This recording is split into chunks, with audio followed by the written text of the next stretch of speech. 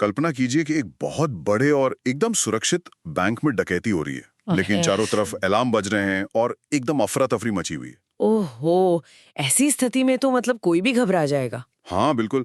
लेकिन इस संकट की घड़ी में ना, बैंक को बचाने वाला जो मुख्य सुरक्षा कमांडर है और वो विशेष अधिकारी जिसके पास ग्राहकों के निजी लॉकर की चाबी है, वो दोनों डकैतों से लड़ने के बजाय आपस में ही बहस कर रहे हैं। अरे बाप रे, मतलब वो आपस में लड़ रहे हैं कि जिम्मेदारी किसकी है। हाँ ठीक यही। वो लड़ रहे हैं कि इस स्थिति को संभालेगा कौन, और मतलब असली बॉस कौन है। सुनने में ना ये किसी फिल्म का दृश्य लग सकता है, लेकिन लेकिन असल जिंदगी में भी ऐसा ही होता है। बिल्कुल आज की कॉर्पोरेट दुनिया में ना, बंद दरवाजों के पीछे बिल्कुल ऐसा ही हो रहा है। तो आज की हमारी इस गहन चर्चा में हम इसी अदृश्य लड़ाई को समझने वाले हैं। और ये बहुत ही अहम विषय है क्योंकि आज की दुनिया में डेटा ही सब कुछ है। सही कहा। हमारे पास जो स्रोत है ना, way the governance paradox, navigating the DPO and seesaw divide विषय पर आधारित हैं। हमारा मुख्य उद्देश्य ये डिकोड करना है कि कैसे नए डेटा कानूनों ने कंपनियों के भीतर एक बहुत ही जटिल अधिकार क्षेत्र की जंग छेड़ दी है, जिसे हम टर्फ वॉर भी कहते हैं। हाँ, टफ वॉर। और जो लोग इस चर्चा को सुन रहे हैं ना, उनके लिए ये जानना बेहद प्रासंगिक है कि पर्दे के पीछे किसी भी इंसान के व्यक्तिगत डेटा को असल में संभाल कौन रहा है। बिल्कुल। और कैसे उनका आपसी टकराव हमारी उस सुरक्षा को खतरे में डाल सकता है। ठीक है, आइए इसे थोड़ा विस्तार से समझते हैं। हाँ बिल्कुल, शुरू करते हैं। तो आज हम ना दो मुख्य पदों के इर्द गिर्द बात करेंगे। एक है सीसो यानी चीफ इंफॉर्मेशन सिक्योरिटी ऑफिसर, और दूसरा है एक एकदम नया पद जिसे डीपीओ कहते हैं, यानी डेटा प्रोटेक्शन ऑफिसर। ये विषय अपने आप में बहुत दिलचस्प है क्योंकि यहाँ बात सिर्फ तकनीक या मतलब कोडिंग वगैरह की नहीं हो रही है। यहाँ बात कॉर्पोरेट गवर्नेंस, कानूनी जवाबदेही और कंपनियों के भीतर जो सत्ता का बंटवारा होता है ना, उसकी हो रही है। सत्ता का बंटवारा, सही शब्द चुना आपने। हाँ, जब हम इन स्रोतों का गहराई से विश्लेषण करते हैं तो एक बात बिल्कुल स्पष्ट हो जाती है कि डेटा सुरक्षा अब आईटी विभाग के किसी बेसमेंट में बैठे कुछ इंजीनियरों तक सीमित नहीं है। मतलब अब वो डार्क रूम वाले हैकर्स और कोडर्स वाला जमाना गया। एकदम गया। ये अब बोर्डरूम का एक बहुत ही जटिल मुद्दा बन चुका है, जहां मतलब अधिकारों और जिम्मेदारियों का टकराव हर दिन देखने को मिलता है। तो इस टकराव की जड़ तक पहुंचने के लिए ना, हमें पहले ये समझना होगा कि ये दोनों अधिकारी असल में करते क्या हैं। अगर हम कुछ साल पीछे जाएं, तो सीसो ही डेटा सुरक्षा का एकमात्र राजा हुआ करता था, है ना? हाँ बिल्कुल, राजा ही कहेंगे उसे। मतलब वो व्यक्ति जिसके पास कंपनी के हर एक सर्वर और हर एक फाइल की जिम्मेदारी होती थी। है ना, तो इसका मतलब है हर प्रकार का डेटा। हर प्रकार का। थोड़ा और बताइए। हाँ, जैसे कि चाहे वो कर्मचारियों और ग्राहकों का पर्सनल डेटा हो या फिर कंपनी का नॉन पर्सनल डेटा, जैसे उनके ट्रेड सीक्रेट्स हो गए, भविष्य की योजनाएं या वित्तीय रिकॉर्ड्स हो गए। अच्छा, मतलब कंपनी की हर छोटी बड़ी डिजिटल जानकारी। बिल्कुल। और सीसो की जो जवाबदेही है वो मुख्य रूप से पुराने आईटीए 2000 यानी इंफॉर्मेशन टेक्नोलॉजी एक्ट 2000 के तहत होती है। उसका मुख्य काम कंपनी की डिजिटल दीवारों को मजबूत रखना है ताकि कोई बाहरी हैकर अंदर ना आ सके। समझ गया। लेकिन अगर मान लीजिए वो डिजिटल दीवार टूट जाती है और कोई हैकर कंपनी के सिस्टम में घुसकर डेटा चुरा लेता है, तो उस सिचुएशन में सीसो की प्रक्रिया क्या होती है? मतलब वो काम कैसे करता है? स्रोत विस्तार से बताता है कि जब भी कोई डेटा ब्रीच या साइबर हमला होता है ना, तो सीसो को तुरंत इसकी रिपोर्ट सर्टन को करनी होती है। सर्टन, जो साइबर सुरक्षा वाली एजेंसी है। हाँ, जो कि भारत की नोडल साइबर सुरक्षा एजेंसी है। तो सीसो का पूरा ध्यान इस बात पर होता है कि सिस्टम को कैसे जल्दी से जल्दी ठीक किया जाए, नुकसान को कैसे कम किया जाए और कंपनी के ऑपरेशंस को कैसे वापस पटरी पर लाया जाए। मतलब उसका फोकस बिजनेस चालू रखने पर होता है। बिल्कुल। अगर हम इसे सरल शब्दों में कहें ना, तो सीसो अनिवार्य रूप से कंपनी को अंदर से बचाने वाला एक आंतरिक सैनिक है। उसकी वफादारी कंपनी के व्यवसाय और उसके बुनियादी ढांचे की सुरक्षा के प्रति होती है। ये तो हुई उस पुरानी व्यवस्था के बाद, जहां सीसो अकेले पूरी कमान संभालता था। लेकिन इस कहानी में भूचाल तब आता है जब डीपीडीपीए, मेरा मतलब है digital personal data protection act, लागू होता है। हाँ, और यही वो टर्निंग पॉइंट है। सही कहा। इस नए कानून ने डीपीओ यानी डेटा प्रोटेक्शन ऑफिसर के पद को अनिवार्य बना दिया है। और यहीं से ना वो स्थिति पैदा होती है जिसे स्रोत गवर्नेंस पैराडॉक्स कहता है। बिल्कुल।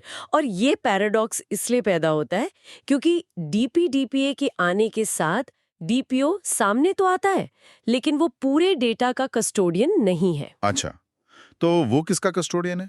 वह केवल और केवल पर्सनल डेटा का कस्टोडियन है और जब कोई पर्सनल डेटा ब्रीच होता है तो डीपीओ की जिम्मेदारी सर्टेन को रिपोर्ट करने की नहीं होती, बल्कि उसे नए डीपीबी यानी डेटा प्रोटेक्शन बोर्ड को जवाब देना होता है। तो अगर हम इसे उसी बैंक वाले उदाहरण से जोड़ें तो ये ऐसा है जैसे सीसो बैंक की तिजोरी और पूरी इमारत की सुरक्षा करने वाला कमांडर है। उसका काम लुटेरों को रोकना है। हाँ, वो बाहर से बचाव कर रहा है। और दूसरी तरफ डीपीओ ग्राहकों का वो प्रतिनिधि है जो ये सुनिश्चित करता है कि ग्राहकों के निजी लॉकर के साथ कोई छेड़छाड़ ना हो, चाहे वो छेड़छाड़ बैंक के बाहर के लुटेरे कर रहे हों या फिर बैंक के अपने ही कर्मचारी। क्या बात है, बहुत ही सटीक उदाहरण दिया आपने। सीसो का काम है बैंक को बचाना और डीपीओ का काम है बैंक के ग्राहकों के हितों को बचाना, वो भी बैंक के अंदर ही बैठकर। तो मतलब दोनों का काम अलग अलग है। हाँ, और जब एक ही कंपनी में डेटा के दो अलग-अलग रक्षक हो जाएं जिनके उद्देश्य एकदम अलग-अलग हों, तो सबसे पहला सवाल यही उठता है कि पदानुक्रम में ऊपर कौन है, असली बॉस कौन है? यहाँ बात सच में बहुत दिलचस्प हो जाती है, क्योंकि कॉर्पोरेट दुनिया में ना सत्ता इस बात से तय होती है कि कौन किसे रिपोर्ट कर रहा है। रिपोर्टिंग लाइन ही किसी अधिकारी की असली ताकत होती है ना। एकदम सही बात है। जो जितना ऊपर रिपोर्ट करेगा उसकी ताकत उतनी ज्यादा होगी। तो स्रोत इस कानूनी पहली के बारे में क्या स्पष्ट करते हैं? स्रोत बताते हैं कि कानून में डीपीओ की भूमिका को लेकर थोड़ी सी अस्पष्टता तो है, लेकिन डीपीडीपीए स्पष्ट रूप से ये कहता है कि डीपीओ को सीधे कंपनी के बोर्ड ऑफ डायरेक्टर्स या किसी समान शासी निकाय को रिपोर्ट करना होता है। सीधे बोर्ड ऑफ डायरेक्टर्स को? ये तो बहुत बड़ी बात है। हाँ, क्योंकि डीपीओ असल में महत्वपूर्ण डेटा फिड्यूशरी का प्रतिनिधित्व करता है। कानून के तहत किसी भी शिकायत निवारण के लिए डीपीओ ही मुख्य संपर्क बिंदु है।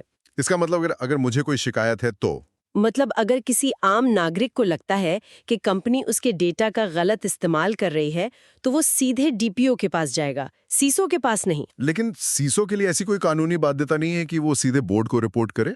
वो तो आमतौर पर चीफ टेक्नोलॉजी ऑफिसर, मेरा मतलब है सीटीओ या फिर चीफ ऑपरेटिंग ऑफिसर को रिपोर्ट करता है ना। जी हैं, बिल्कुल।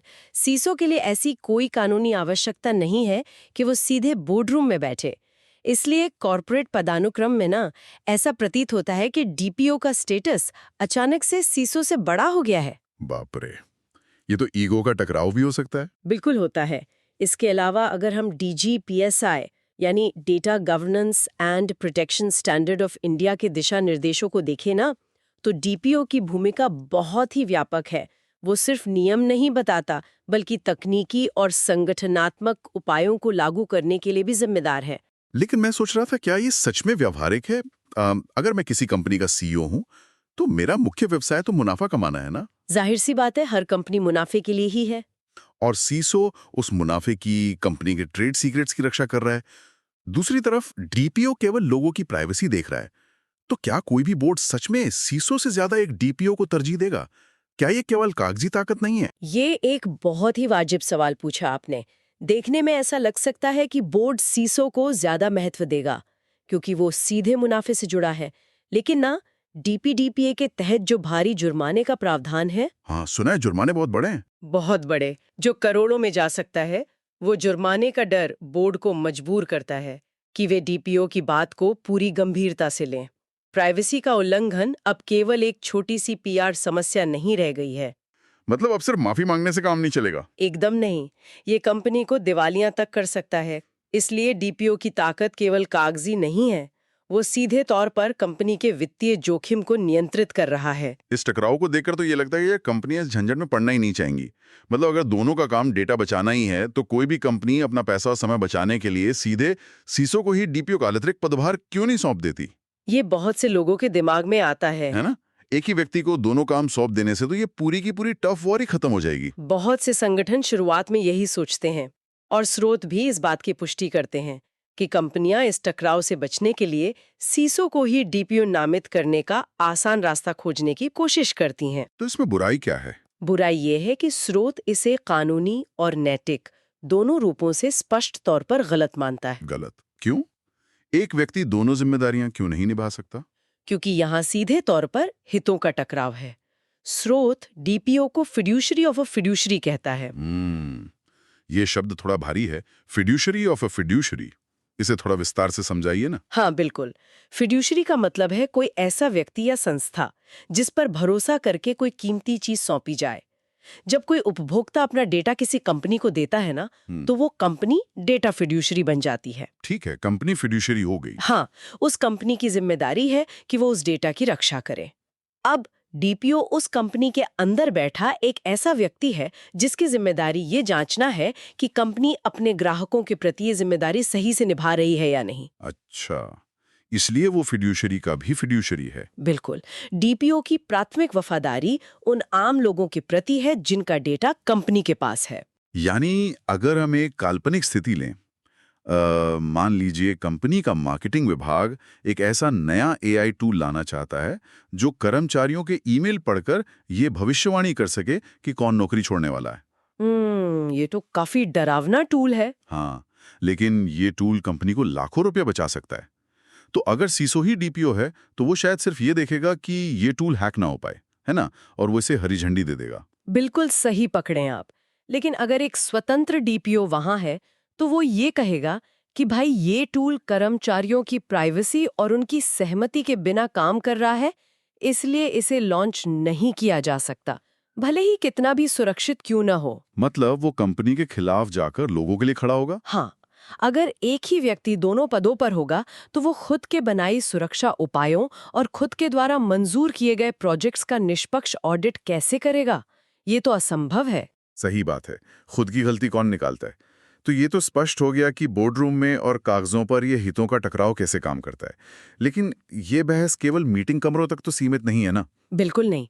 असल दुनिया के खतरे बहुत अलग हैं। हाँ, जब कोई असल हैकर सिस्टम पर हमला करता है तो ये कागजी बहस एक वास्तविक तकनीकी संकट बन जाती है। मैंने स्रोत में एक बहुत दिलचस्प बिंदु पढ़ा था कि सूचना सुरक्षा के खतरे असल में प्राइवेसी के खतरों का ही परिणाम है। ये कैसे होता है? इसे ना एक श्रृंखला प्रक्रिया या चेन रिएक्शन की तरह समझिए। मान लीजिए किसी कंपनी के एक सामान्य कर्मचारी की थोड़ी सी निजी जानकारी इंटरनेट पर लीक हो जाती है। जैसे उसका फोन नंबर या ईमेल। हाँ, जैसे फोन नंबर और जन्मतिथि। यह पहली नजर में केवल एक प्राइवेसी का उल्लंघन लगता है, लेकिन हैकर्स उस जानकारी का इस्तेमाल करके सोशल इंजीनियरिंग करते हैं। मतलब उसे बेवकूफ बनाकर जानकारी निकालते हैं। बिल्कुल। उस कर्मचारी का पासवर्ड रीसेट करते हैं और उसकी पहचान चुरा लेते हैं। अब उस चुराई गई पहचान का इस्तेमाल करके वो कंपनी के मुख्य सर्वर में घुस जाते हैं और वहां से कंपनी का संवेदनशील डेटा उड़ा लेते हैं। अरे बाप रे, यानी जो चीज एक प्राइवेसी के मुद्दे के रूप में शुरू हुई थी उसने पूरी कंपनी की साइबर सुरक्षा की धज्जियां उड़ा दी। ठीक यही बात स्रोत इंगित करता है। साइबर हमला, जिसे वो ITA 2000 संबोधित करता है, वो अक्सर प्राइवेसी के उल्लंघन के कारण ही सफल होता है। तो मतलब दोनों आपस में जुड़े हुए हैं। हाँ, इसलिए स्रोत जोर देकर कहता है कि पर्सनल डेटा की सुरक्षा नॉन पर्सनल डेटा की सुरक्षा की पूर्व शर्त है। बिना प्राइवेसी की रक्षा किए आप नेटवर्क की सुरक्षा कर ही नहीं सकते।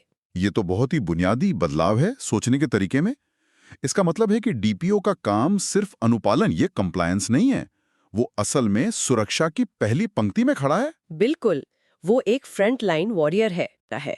इसमें हैकर्स किसी एक इंसान की पूरी पहचान नहीं चुराते, वो AI का इस्तेमाल करके एक बिल्कुल नया लेकिन पूरी तरह से फर्जी इंसान बना देते हैं। फर्जी इंसान AI से कैसे? मतलब वे एक असली आधार नंबर लेते हैं, उसके साथ एक फर्जी नाम जोड़ते हैं, किसी तीसरे व्यक्ति की जन्मतिथि लगाते हैं और AI से जनरेट किया हुआ एक फर्जी चेहरा लगा देते हैं। हे भगवान, ये तो बिल्कुल फ्रैंकेनस्टीन के राक्षस की तरह है, जिसे अलग अलग टुकड़ों से जोड़कर बनाया गया हो। एकदम सही उपमा दी आपने। लेकिन अगर ये पहचान पूरी तरह से फर्जी है और ये कोई असली इंसान है ही नहीं, तो एक डेटा प्रोटेक्शन ऑफिसर जिसका काम असली लोगों की प्राइवेसी बचाना है, उसे इस फ्रैंकेनस्टीन के राक्षस से क्या मतलब? ये तो पूरी तरह से सीसो का सिरदर्द होना चाहिए, है ना? ये बहुत ही शानदार सवाल है, लेकिन यहीं पर तकनीकी पेचीदगी आती है। चूंकि ये फ्रैंकेनस्टीन का राक्षस बनाने के लिए हैकर्स ने असली लोगों के डेटा के छोटे-छोटे टुकड़ों का इस्तेमाल किया है ना। ओ, जैसे वो असली आधार नंबर। हाँ बिल्कुल, इसलिए ये उन असली लोगों के लिए प्राइवेसी का बहुत बड़ा खतरा है। और दूसरी बात, जब ये फर्जी पहचान सिस्टम में घुसती है तो ये डेटा की सत्यनिष्ठा या इंटेग्रिटी को नष्ट कर देती है। और सबसे बड़ी समस्या ये है कि सीसो के जब पारंपरिक सुरक्षा उपकरण हैं, वे इस फर्जी पहचान को पकड़ ही नहीं पाते, क्योंकि सिस्टम को लगता है कि ये कोई वैध यूजर है जो एकदम सही पासवर्ड के साथ लॉगिन कर रहा है। बिल्कुल। सीसो के फायरवॉल को लगता है कि सब कुछ सामान्य चल रहा है। यही वो जगह है जहां डीपीओ को अपनी भूमिका निभानी होती है, क्योंकि उसे डेटा के गलत इस्तेमाल को पकड़ना है। तो वो खुद क्यों नहीं पकड़ लेता? समस्या ये है कि ये एआई के खतरे इतने ज्यादा तकनीकी होते हैं कि एक डीपीओ जो अक्सर कानूनी पृष्ठभूमि से आता है, वो अकेले इस फ्रैंकेनस्टीन के राक्षस को खोज नहीं सकता। उसे सीसो के तकनीकी उपकरणों और उसकी टीम की सख्त जरूरत पड़ती ही है। तो इस सब का असल मतलब क्या है? मतलब एक तरफ डीपीओ के पास ये समझने की क्षमता है कि प्राइवेसी का उल्लंघन कहाँ हो रहा है और कानूनी अधिकार क्या हैं, लेकिन उसे पकड़ने के लिए उसे सीसो की तकनीक चाहिए। हाँ, और दूसरी तरफ सीसो के पास उन्नत तकनीक है, लेकिन बिना डीपीओ के मार्गदर्शन के वह ये नहीं समझ सकता कि कौन सा डेटा प्राइवेसी कानूनों के दायरे में आता है। एकदम सही। वे एक दूसरे के बिना काम नहीं कर सकते। फिर भी उनके उद्देश्यों में टकराव है। ये तो एक बहुत बड़ा दुष्चक्र बन गया। कोई भी प्रबंधन स्थिति को सुलझाएगा कैसे? अगर हम इसे व्यापक संदर्भ से जोड़कर देखें ना, तो अगर इस दुष्चक्र को यूं ही छोड़ दिया गया, तो बाहर के हैकर्स के लिए कंपनी को निशाना बनाना बहुत आसान हो जाएगा। हाँ, क्योंकि अंदर वाले तो आपस में लड़ रहे होंगे। बिल्कुल। इसलिए स्रोत डीजीपीएसआई सिस्टम के तहत एक बहुत ही व्यवहारिक संगठनात्मक समाधान प्रस्तुत करता है। वो समाधान क्या है? समाधान ये है कि सीसो और डीपीओ दोनों को एक गवर्नेंस कमेटी को रिपोर्ट करना चाहिए। एक कमेटी को? लेकिन अगर वे कमेटी को रिपोर्ट करेंगे तो फैसले लेने में तो बहुत देरी होगी। हाँ, सरकारी दफ्तरों जैसा हाल हो जाएगा। और फिर इस कमेटी का प्रमुख कौन होगा? यही इस ढांचे की सबसे खास बात है। इस कमेटी का नेतृत्व किसी ऐसे अधिकारी द्वारा नहीं किया जाना चाहिए जो कंपनी के दिन प्रतिदिन के मुनाफे या ऑपरेशन से जुड़ा हो, जैसे कि सीईओ या सीएफओ। हाँ, उन्हें इससे दूर रखना चाहिए। इसका नेतृत्व एक स्वतंत्र निदेशक यानी इंडिपेंडेंट डायरेक्टर द्वारा किया जाना चाहिए। मैं यहाँ थोड़ा असहमत हूँ। क्यों? आपको क्या लगता है? मतलब एक स्वतंत्र निदेशक जो शायद दिन में किसी और कंपनी का बोर्ड मेंबर हो और जिसके पास शायद कोडिंग या साइबर सुरक्षा की कोई गहरी तकनीकी समझ ना हो, वो सीसो और डीपीओ के बीच के इतने उच्च स्तरीय तकनीकी विवाद को सुलझाएगा कैसे? ये सवाल उठना लाजमी है। मान लीजिए कोई जीरो डे भेद्यता सामने आती है, तो क्या वो स्वतंत्र निदेशक ये तय करेगा कि सर्वर को बंद करना है या नहीं? इसमें तो बहुत समय लग जाएगा। देखिए, कमेटी और स्वतंत्र निदेशक का काम कोडिंग करना या सर्वर बंद करने का तकनीकी फैसला लेना नहीं है। उनका काम रिस्क असेसमेंट यानी जोखिम का मूल्यांकन करना है। जोखिम का मूल्यांकन? वो कैसे? जब सीसो और डीपीओ के बीच किसी बात पर टकराव होता है, हाँ।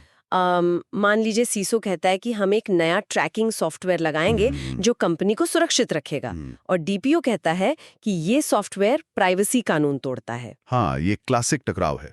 तो यहाँ स्वतंत्र निदेशक तकनीकी कोड नहीं देखता, वो कानूनी जोखिम और सुरक्षा जोखिम के बीच संतुलन बनाता है। अच्छा, यानी वो ये देखता है कि कंपनी के लिए बड़ा खतरा क्या है, हैक होना या करोड़ों रुपए का कानूनी जुर्माना भरना। बिल्कुल। यहाँ सबसे दिलचस्प बात यह है कि ये ढांचा दो बहुत अहम काम करता है।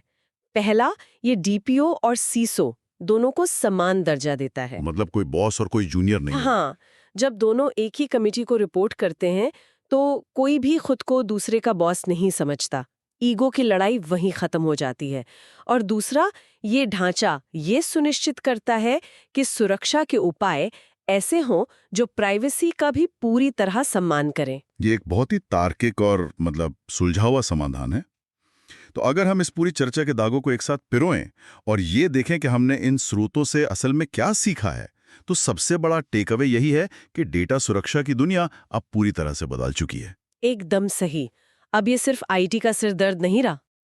कंपनी को बाहरी हमलों से बचाने वाला आंतरिक सैनिक यानी सीसो और आम लोगों के डेटा अधिकारों की रक्षा करने वाला कस्टोडियन यानी डीपीओ, इन दोनों की भूमिकाएं बिल्कुल स्वतंत्र और अलग होनी चाहिए।